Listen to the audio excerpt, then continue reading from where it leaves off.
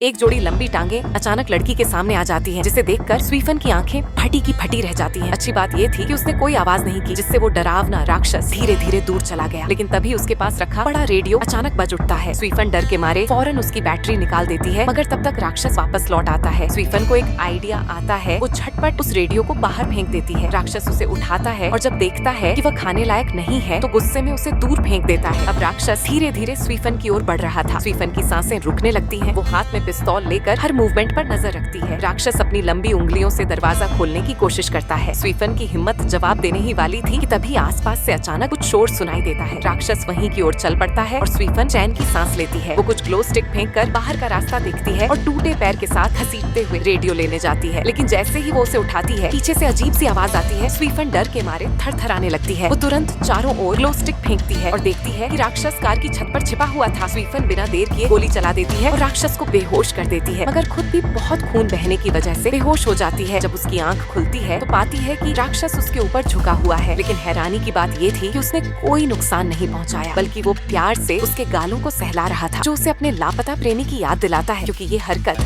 वही अक्सर किया करता था। स्वीफन को अचानक एहसास होता है कि ये राक्षस और कोई नहीं, उसका ही प्रेमी है, जो कुछ महीने पहले गायब हो गया था। वो दोनों एक दूसरे से लिपट कर रोते हैं और फिर स्वीफन धीरे से पिस्तौल की ट्रिगर दबा देती है और दोनों साथ में इस दर्दनाक दुनिया को अलविदा कह देते हैं। ऐसी ही कहानियों के लिए चैनल को जरूर सब्सक्राइब करें।